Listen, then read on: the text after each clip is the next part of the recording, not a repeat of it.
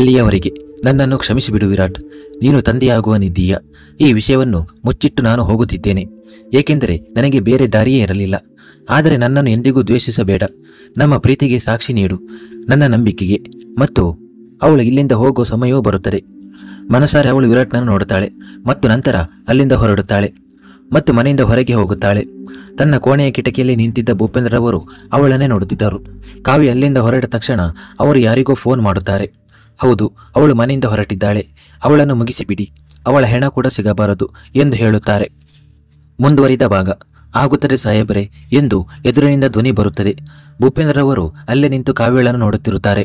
ಕಾವ್ಯ ಮುಖ್ಯ ದ್ವಾರದಿಂದ ಹೊರಬರುತ್ತಿದ್ದಂತೆಯೇ ಅವಳ ಮುಂದೆ ಒಂದು ಕಾರು ಬಂದು ನಿಲ್ಲುತ್ತದೆ. ಒಂದು ಕ್ಷಣ ಅವಳು ಹೆದರುತ್ತಾಳೆ. ಕಾರಿನ ಗಾಜು ಕೆಳಗುಳಿಯುತ್ತದೆ ಮತ್ತು ಅದರೊಳಗೆ ಕುಳಿತಿದ್ದ ವ್ಯಕ್ತಿ ತನ್ನ ಫೋನನ್ನು ಕಾವ್ಯ ಕಡೆಗೆ ನೀಡುತ್ತಾನೆ. ನಿಮಗಾಗಿ ಫೋನ್ ಇದೆ, ತೆಗೆದುಕೊಳ್ಳಿ ಎಂದು ಹೇಳುತ್ತಾನೆ. ಕಾವ್ಯಳಿಗೆ ಸ್ವಲ್ಪ ವಿಚಿತ್ರವೆನಿಸುತ್ತದೆ. ಆದರೆ ನಂತರ ಅವಳು ಫೋನ್ ಹಿಡಿದು ಕಿವಿಗೆ ಇಟ್ಟುಕೊಳ್ಳುತ್ತಾಳೆ. ಎದುರಿನಿಂದ ಭೂಪೇಂದ್ರವರ ಧ್ವನಿ ಬರುತ್ತದೆ. ಹೆದರಬೇಡ, ಈ ಗಾಡಿ ನಿನಗಾಗಿಯೇ ಇದೆ. ಅಂತಿಮವಾಗಿ ನೀನು ನನಗೆ ತುಂಬಾ ಸಹಾಯ ಮಾಡಿದ್ದೀಯ. ಹಾಗಾಗಿ ನಿನ್ನ ಮುಂದಿನ ಜೀವನ ಚೆನ್ನಾಗಿರಲಿ ಎನ್ನುವ ಜವಾಬ್ದಾರಿ ನನ್ನದು. ಈ ಕಾರಿನಲ್ಲಿ ಕುಳಿತುಕೋ. ಇದು ನಿನ್ನನ್ನು ಸರಿಯಾದ ಸ್ಥಳಕ್ಕೆ ತಲುಪಿಸುತ್ತದೆ ಮತ್ತು ಎಂದಿಗೂ ಹಿಂತಿರುಗಿ ಬರುವ ತಪ್ಪನ್ನು ಮಾಡಬೇಡ. ಭೂಪೇಂದ್ರವರು ಮನಸ್ಸಿನಲ್ಲಿ ಹೋಗು ಹೋಗು, ಮುಂದೆ ಸಾವು ನಿನಗಾಗಿ ಕಾಯುತ್ತಿದೆ ಎಂದು ಅಂದುಕೊಳ್ಳುತ್ತಾರೆ. ಕಾವ್ಯ ಏನನ್ನು ಮಾತನಾಡದೆ ಫೋನ್ ಕಟ್ಟು ಮಾಡುತ್ತಾಳೆ. ಮನಸ್ಸಿನಲ್ಲಿ ನೀವು ಮಾಡಿದ್ದು ಸರಿ ಇಲ್ಲ. ಒಬ್ಬ ಪತ್ನಿಯನ್ನು ಅವಳ ಪತಿಯಿಂದ ಬೇರ್ಪಡಿಸಿದ್ದೀರಿ. ಒಂದು ಮಗುವನ್ನು ಅದರ ತಂದೆಯಿಂದ ಬೇರ್ಪಡಿಸಿದ್ದೀರಿ. ಇದರ ಶಿಕ್ಷೆ ನಿಮಗೆ ಖಂಡಿತ ಸಿಗುತ್ತದೆ.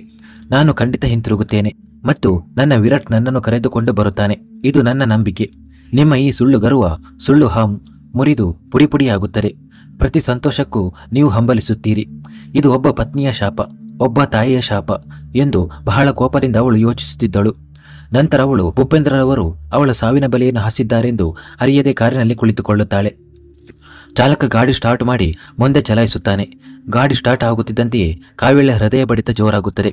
ಅವಳ ಕಣ್ಣುಗಳಲ್ಲಿ ಮತ್ತೆ ಕಣ್ಣೀರು ಹರಿಯಲು ಪ್ರಾರಂಭಿಸುತ್ತವೆ. ಅವಳ ಹೃದಯ ಅಳುತ್ತಿತ್ತು. ಗಾಡಿ ಮುಂದೆ ಸಾಗುತ್ತಿದ್ದಂತೆ ಅವಳ ಪ್ರೀತಿ, ಅವಳ ವಿರಾಟ್, ಅವಳ ಸರ್ವಸ್ವವು ಹಿಂದೆ ಉಳಿಯುತ್ತಿತ್ತು.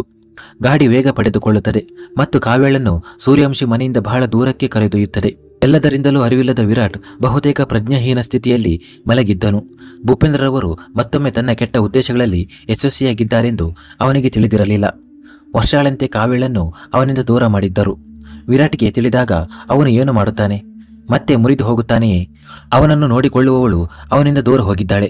ಈಗ ನೋಡಬೇಕಾಗಿರುವುದು ಭೂಪೇಂದ್ರರ ದರ್ಪ ಗೆಲ್ಲುತ್ತದೆಯೋ ಅಥವಾ ಕಾವ್ಯಳ ನಂಬಿಕೆ ಗೆಲ್ಲುತ್ತದೆಯೋ. ಅತ್ತ ಗಾಡಿ ನಗರವನ್ನು ಹಿಂದಿಕ್ಕಿ ಮುಂದೆ ಸಾಗುತ್ತಿದ್ದಂತೆ ಕಾವ್ಯಳ ಹೃದಯ ಭಾರವಾಗುತ್ತಿತ್ತು. ಒಂದು ಅಪರಿಚಿತ ಭಯ ಅವಳನ್ನು ಆವರಿಸಿಕೊಳ್ಳುತ್ತಿತ್ತು. ಅವಳಿಗೆ ಆತಂಕವಾಗುತ್ತಿತ್ತು. ಏನೋ ಕೆಟ್ಟದ್ದು ಸಂಭವಿಸಲಿದೆ ಎಂದು ಅವಳ ಹೃದಯ ಪದೇ ಪದೇ ಹೇಳುತ್ತಿತ್ತು. ಭಯದ ಭಾವನೆಗಳು ಅವಳ ಮುಖದಲ್ಲಿ ಸ್ಪಷ್ಟವಾಗಿ ಕಾಣುತ್ತಿದ್ದವು. ಗಾಡಿಯಲ್ಲಿನ ಕನ್ನಡಿಯಿಂದ ಚಾಲಕ ತನ್ನ ಕೆಟ್ಟ ಕಣ್ಣುಗಳಿಂದ ಅವಳನ್ನು ನೋಡುತ್ತಿದ್ದನು. ಅವನ ಉದ್ದೇಶಗಳು ಸರಿಯಾಗಿರಲಿಲ್ಲ. ಅವನು ತನ್ನ ಕಾಮದ ಕಣ್ಣುಗಳಿಂದ ಕಾವ್ಯಳ ದೇಹವನ್ನು ನೋಡುತ್ತಾ ಮನಸ್ಸಿನಲ್ಲಿ ಎಂತಹ ಗಟ್ಟಿ ಸರಕು, ಇಂತಹ ಸುಂದರವಾದ ಪರಿಯನ್ನು ಒಮ್ಮೆಯಾದರೂ ಸವಿಯದಿದ್ದರೆ ಈ ಜೀವನಕ್ಕೆ ಏನು ಪ್ರಯೋಜನ? ಮೊದಲು ನಾನು ಮನಸಾರೆ ಅವಳ ದೇಹದೊಂದಿಗೆ ಆಡುತ್ತೇನೆ, ನಂತರ ಅವಳನ್ನು ಕೊಲ್ಲುತ್ತೇನೆ.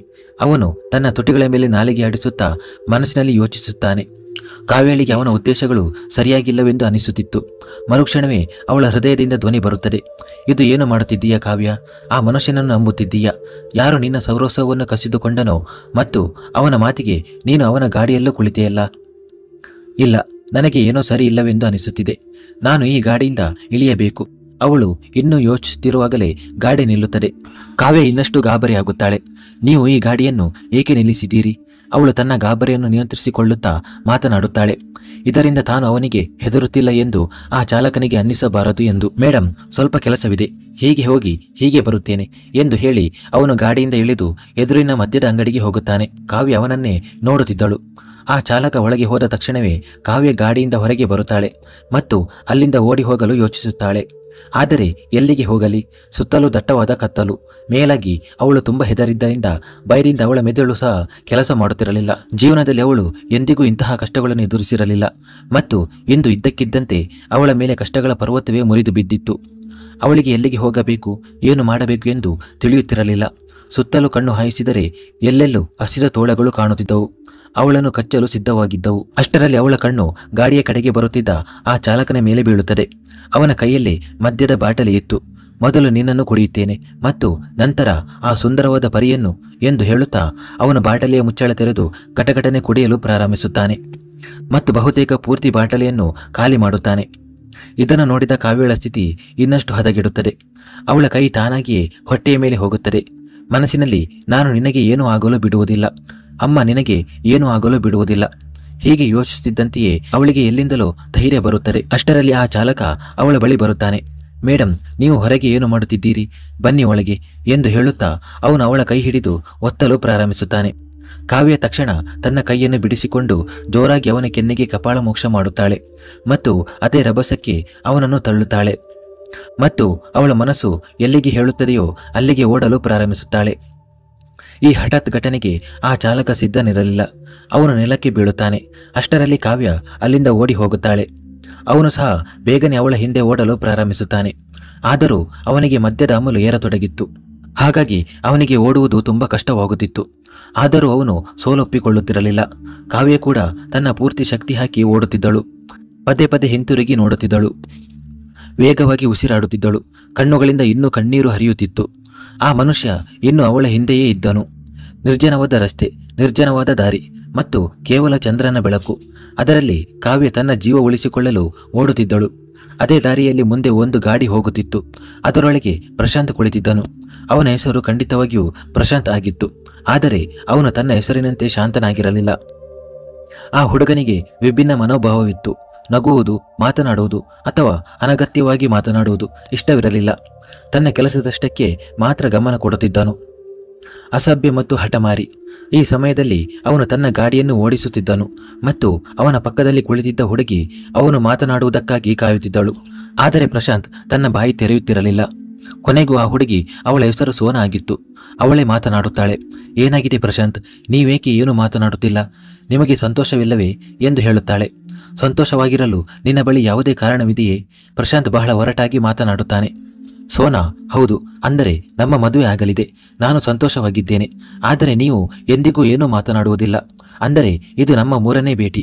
ಆದರೆ ಇಂದಿನವರೆಗೂ ನೀವು ನನ್ನ ಕಡೆ ಸರಿಯಾಗಿ ನೋಡಲೂ ಇಲ್ಲ.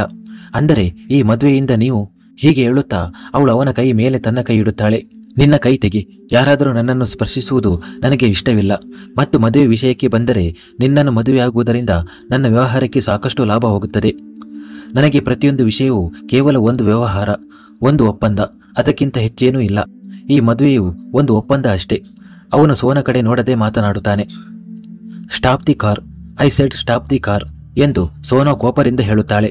ಪ್ರಶಾಂತ್ ಗಾಡಿಯನ್ನು ಪಕ್ಕಕ್ಕೆ ನಿಲ್ಲಿಸುತ್ತಾನೆ. ಸೋನಾ ಬಹಳ ಕೋಪದಿಂದ, ಹೌ ಡೇರ್ ಯು, ನೀನು ನಿನ್ನನ್ನು ಏನು ಅಂದುಕೊಂಡಿದ್ದೀಯಾ? ನೋಡಿದಾಗಲೆಲ್ಲ ಹಣ ಹಣ, ವ್ಯವಹಾರ, ಇದಷ್ಟೇ ನಿನಗೆ ಎಲ್ಲವೂ. ಭಾವನೆಯೆಂಬ ವಸ್ತುವೂ ಇದೆ, ಅದರಿಂದ ನೀನು ದೂರವಿದ್ದೀಯ. ನಿನ್ನೊಂದಿಗೆ ಇಲ್ಲಿಯವರೆಗೆ ಬಂದ ನಾನು ಹುಚ್ಚಿ, ಆದರೆ ಈಗ ನಾನು ಇನ್ನಷ್ಟು ಸಹಿಸಲಾರೆ. ನಾನು ನಿನ್ನೊಂದಿಗೆ ಬರುವುದಿಲ್ಲ. ಹೀಗೆ ಹೇಳುತ್ತಾ ಅವಳು ಗಾಡಿಯಿಂದ ಇಳಿಯುತ್ತಾಳೆ. ಪ್ರಶಾಂತ್ ಕೂಡ ಗಾಡಿಯಿಂದ ಇಳಿದು ಡಿಕ್ಕಿ ತೆರೆಯುತ್ತಾನೆ ಮತ್ತು ಸೋನಾಳ ಸಾಮಾನುಗಳನ್ನು ಹೊರಗೆ ತೆಗೆಯುತ್ತಾನೆ. ಡಿಕ್ಕಿಯನ್ನು ಹಾಗೆಯೇ ತೆರೆದಿಟ್ಟು ಸೋನಾಳ ಮುಂದೆ ಆಕೆಯ ಸಾಮಾನುಗಳನ್ನು ಎಸೆಯುತ್ತಾ, ನಿನ್ನ ಇಷ್ಟ. ಅದನ್ನು ಸೋನಾಗೆ ಇದನ್ನು ಹೇಳುತ್ತಿರುವಾಗಲೇ ಕಾವ್ಯ ಕೂಡ ಉಸಿರುಗಟ್ಟಿಸುತ್ತಾ ಅದೇ ದಾರಿಯಲ್ಲಿ ಬರುತ್ತಾಳೆ.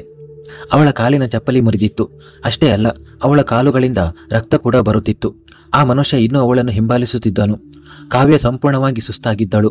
ಅವಳು ಹಿಂತಿರುಗಿ ನೋಡುತ್ತಾ ಓಡುತ್ತಿದ್ದಳು. ಆಗ ಅವಳ ಕಾಲು ತಿರುಚಿಕೊಳ್ಳುತ್ತದೆ. ಇದರಿಂದ ಅವಳಿಗೆ ನಿಯಂತ್ರಣ ತಪ್ಪಿ ಮುಗ್ಗರಿಸುತ್ತಾಳೆ ಮತ್ತು ಅವಳ ತಲೆ ಗಾಡಿಯ ಡಿಕ್ಕಿಗೆ ಬಡಿದುಕೊಳ್ಳುತ್ತದೆ ಮತ್ತು ಅವಳು ಅದೇ ಡಿಕ್ಕಿಯಲ್ಲಿ ಬಿದ್ದು ಪ್ರಜ್ಞಾಹೀನಳಾಗುತ್ತಾಳೆ. ಅವಳ ದುಪ್ಪಟ್ಟ, ಅವಳ ಚಪ್ಪಲಿ, ಅವಳ ಕೈ ಬಳೆಗಳು ಮುರಿದು ಅಲ್ಲೇ ಬಿದ್ದಿದ್ದವು. ಅವಳ ಹಿಂದೆ ಬರುತ್ತಿದ್ದ ಮನುಷ್ಯ ಮಧ್ಯದ ಅಮಲಿನಲ್ಲಿದ್ದನು. ಅವನಿಗೆ ಈಗ ಎರಡು ಕಾಣಿಸುತ್ತಿದ್ದವು. ಅವನು ಅಲ್ಲೇ ರಸ್ತೆಯಲ್ಲಿ ಬೀಳುತ್ತಾನೆ ಮತ್ತು ಮತ್ತೆ ಏಳಲು ಸಾಧ್ಯವಾಗುವುದಿಲ್ಲ. ಪ್ರಶಾಂತ್ ನೋಡದೆ ಗಾಡಿಯ ಡಿಕ್ಕಿಯನ್ನು ಮುಚ್ಚುತ್ತಾನೆ ಮತ್ತು ನಂತರ ತನ್ನ ಗಾಡಿಯನ್ನು ಸ್ಟಾರ್ಟ್ ಮಾಡಿ ಅಲ್ಲಿಂದ ಹೊರಟು ಹೋಗುತ್ತಾನೆ. ಸೋನಾ ಅವನು ಹೋಗುವುದನ್ನು ನೋಡುತ್ತಾಳೆ ಮತ್ತು ನಂತರ ಕೋಪದಿಂದ, ಹೃದಯವಿಲ್ಲದವನು, ಭಾವನೆಗಳಿಲ್ಲದವನು ಎಂದು ಹೇಳಿ ನಗುತ್ತಾಳೆ. ನಂತರ ಅವಳು ತನಗಾಗಿ ಕ್ಯಾಬ್ ಬುಕ್ ಮಾಡುತ್ತಾಳೆ ಮತ್ತು ಅವಳು ಕೂಡ ಅಲ್ಲಿಂದ ಹೊರಟು ಹೋಗುತ್ತಾಳೆ. ಪ್ರಶಾಂತ್ನ ಗಾಡಿ ಮುಂದೆ ಸಾಗುತ್ತಿದ್ದಂತೆ ಕಾವ್ಯಳ, ಅವಳ ನಗರ, ಅವಳ ಮನೆ, ಅವಳ ಪ್ರೀತಿ, ಅವಳ ವಿರಾಟ್, ಅವಳ ಸರ್ವಸ್ವವು ಹಿಂದೆ ಉಳಿಯುತ್ತಿತ್ತು. ಇದರ ಸುದ್ದಿಯು ಈಗ ಕಾವ್ಯಳಿಗೂ ಇರಲಿಲ್ಲ ಮತ್ತು ವಿರಾಟ್ಗೂ ಇರಲಿಲ್ಲ. ಏಕೆಂದರೆ ಈ ಸಮಯದಲ್ಲಿ ಇಬ್ಬರು ಪ್ರಜ್ಞಾಹೀನರಾಗಿದ್ದರು. ಹಾಗೆಯೇ ರಾತ್ರಿ ಕಳೆಯುತ್ತದೆ ಮತ್ತು ಬೆಳಗಾಗುತ್ತದೆ. ಸೂರ್ಯವಂಶಿ ಮನೆಯಲ್ಲಿ ಈವರೆಗೆ ಎಲ್ಲವೂ ಶಾಂತವಾಗಿತ್ತು. ಆದರೆ ಇದು ಬಿರುಗಾಳಿ ಬರುವುದಕ್ಕೆ ಮುಂಚಿನ ಶಾಂತತೆ. ಬಿರುಗಾಳಿ ವಿರಾಟ್ ಎದ್ದ ನಂತರ ಬರುತ್ತದೆ. ಮುಂದುವರಿಯಿತು.